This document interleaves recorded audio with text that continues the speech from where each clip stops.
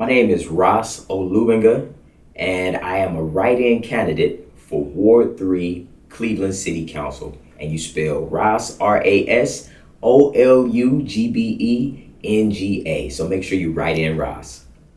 And I'm running for Ward 3 City Council, which encompasses the Mount Pleasant neighborhood and the Slavic Village neighborhood, connected by the strip between Union Avenue and Etna. Right, so if you think of Mount Pleasant from about Kinsman and Union, 130th, all the way over to 93rd and Kinsman, you drop down to Union, 93rd and Union, you come all the way over to Broadway, right, and then you back up into the Slavic Village neighborhood again, which will be that Broadway, 55th, all the way up pretty much to the Freeway and Opportunity Corridor.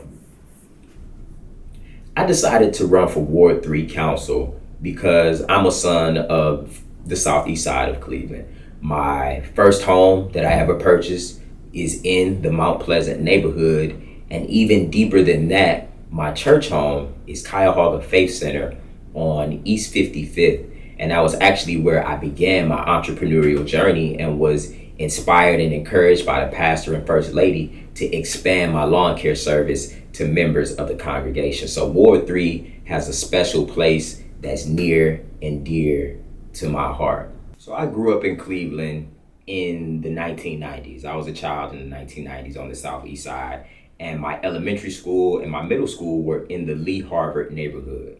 So I remember when the Lee Harvard Plaza or Lee Road and Harvard Avenue was new, it was fresh. It was something that the people in the neighborhood were proud about, and it created a destination neighborhood with the amenities that were in the lot.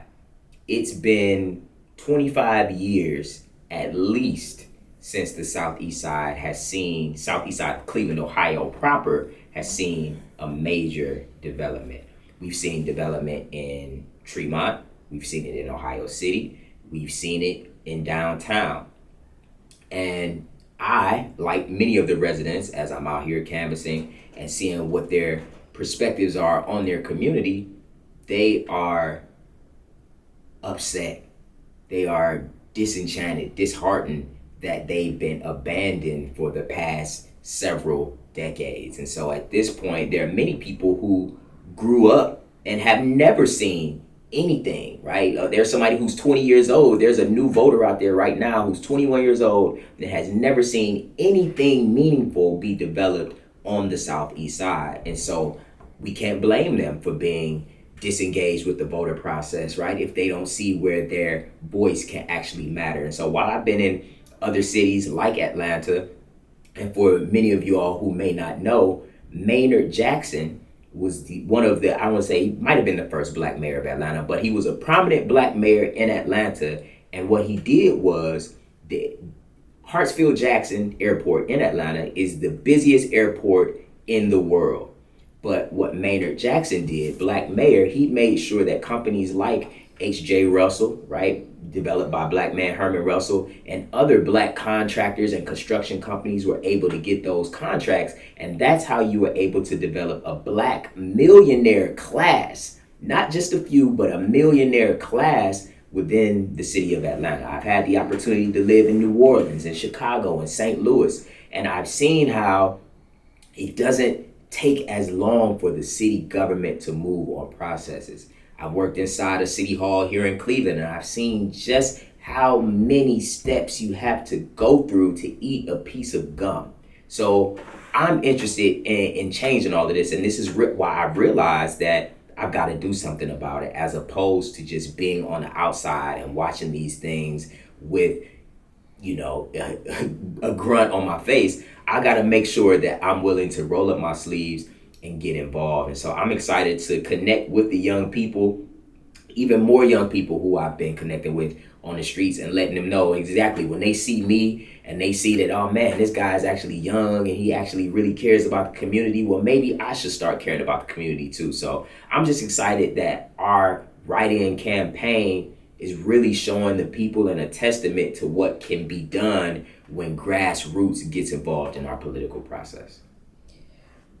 I'm running for city council because my career has always been about impact within our community through economic empowerment and community development.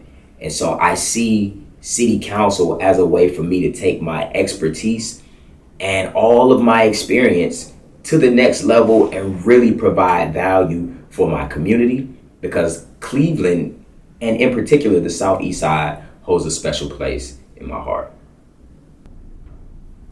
When I made the decision to run for office, first and foremost, I prayed about it, right? I decided to take a sit back and a moment to reflect and think on, is this something that I'm really up for? Is this something that I'm really capable of?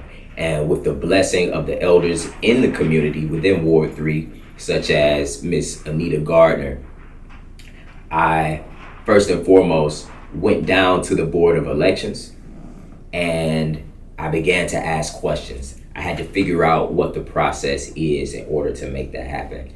Once I went down to the Board of Elections, I was able to sign up, get all of my information into the system, and then after that, started the process of acquiring signatures in the ward and moving on to, of course, fundraising. My platform is built upon three things. The first of those three things is youth power. Beyond youth engagement, I want to see our young people empowered and knowledgeable about the process of government in their area. So developing a Ward 3 Youth Council is something that I'm very passionate about, and that will feed into our Next Leaders paid internship program that will provide jobs and skills training for young people so that they can be gainfully employed right in their own neighborhoods. And even beyond that, uplifting our young people and providing opportunities for them is our greatest crime deterrent that we actually have. So moving beyond empowering our young people, I want to see block by block revival, because every street in Ward 3 matters. Not just the ones with the voters, not just the ones with the manicured lawns. Every street in Ward 3 matters. And as I've been connecting with the residents, there's great concerns about the visible neglect, the blight, the lack of development. And so I'm interested in bringing my entrepreneurial vision and just new solutions, thinking about what can we do with abandoned lots. We could potentially turn them into parks. We could potentially turn them into art galleries. We can turn them into pop-ups, and just how we did on June 7th, where we hosted a Polish Boys and Poles event where we took an abandoned lot, we cut it, and then we had something right on the lot where the people can come and fellowship. So along with that block by block revival, making sure that people have places and spaces to where they can come and fellowship together, because that's also what I've been hearing from residents. And the last point is growing where we live, because a neighborhood is really only as good as its walkable amenities. So with my experience in economic development, I know how to work across sectors, how to work across departments to bring economic investment directly into Ward 3 to uplift all of the residents, to not only provide jobs, but also to make Ward 3 a destination neighborhood. What would be your recommendation? What kind of plan would you put together for the educational system? The council has various committees that hear different projects that will go on in the different wards throughout the city. What committees would be of interest to you to bring about the change that you want done in Ward 3? That's a great question. And I'm interested in the committees that are directly aligned with our platform of youth empowerment, block by block revival, and growing where we live. So first and foremost, I'm interested in the planning, development, and sustainability committee, right? So that we can bring investment into our neighborhoods and really speak to providing jobs, and also make sure that we're environmentally conscious, because we do have much environmental pollution in our neighborhood, and that's something we can address later. The next thing I'm interested in is bringing my expertise and my experience in economics and finance to the finance committee to help us manage the city's funds that much better. And also I'm interested in the safety committee as we start talking about block by block revival. So those are the three committees that I'm interested in. And that's something that I previously spoke on and is a part of our platform is the youth empowerment and creating that youth council to create a pipeline for our young people to be involved with the governance process and to be directly involved with the policies that we create for their future. Because it has been experiencing a brain drain for the past several decades to where our best and brightest look for cities like Los Angeles and New York and Chicago to go to, when we can really do our best to keep those people and that talent right here in the city. So in order to make Cleveland a place where our young people want to grow, let's listen to them. And I know that there's a lot of disenchantment with our current leadership and how what people are expressing is not being translated into action. So really, as a representative for the people, my job is to listen to what it is that the people want and to be that stern voice in City Hall to make it happen. With the loss of population, the continuous loss of population, what would you do to try to reach out to businesses, corporations, to come to Cleveland and help build a workforce, a job force, better jobs for Cleveland residents? First and foremost, I think the onus is on the city to improve our processes to make us attractive and competitive to other Midwest hubs like Columbus, Cincinnati, Chicago, etc. It's been expressed by the small business owners as well as our large business owners that the cumbersome process to get anything done with inside of City Hall is stifling business. And while we know that our public services cannot move at the speed of business, we've got to do a better job. So that's the first thing. And I'm interested, and not only interested, but I'm emboldened to be that voice inside of City Hall that says, hey, this is what our business owners are experiencing, and we need our processes to reflect what it is that they're truly experiencing. And that's really one of the disconnects with our local government right now, is that our processes aren't connecting with the people. After we get ourselves together internally, making sure as addressing the blight, getting the shovel-ready sites in our neighborhood all ready to go for developers, so that once they come, we can already begin selling the vision of what Cleveland can be. And so we have more waterfront property than many areas. We have 3 professional sports teams here. So Cleveland has a lot going for itself. I think it's just, we have to get ourselves in order, get our house in order, and we have to put dollars behind meeting the developers and these large corporations where they are, so that way they can come into the city and hit the ground running. And to your point around job creation, Cleveland, and again, the Midwest, is now seen as an attractive place for the Microsofts, for the Metas, the larger tech companies to come out here, because we have a lot of land that they can build on, right? And we do have the universities like Ohio State University.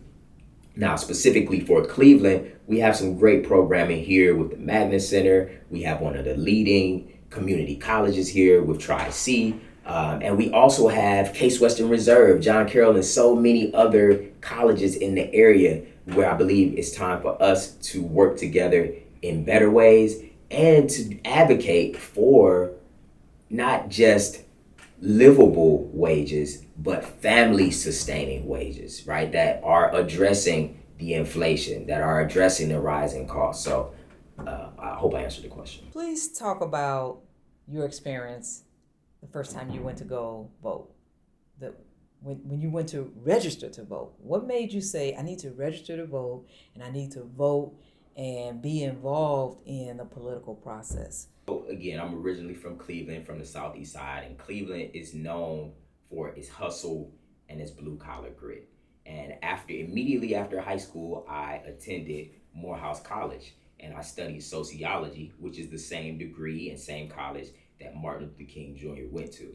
And so my background and my philosophy from 18 years old has always been not just to study social problems, but to create solutions for these social problems. And that's why I developed the financial literacy curriculum for the NAACP while I was in college, and a pipeline program for Morehouse College to help students who were interested in studying finance, right? That's why I developed the Bro Capital Investor Club that has returned over $250,000 to our members and provided emergency savings accounts to dads through the pandemic, right? So my career has always been about creating solutions to problems.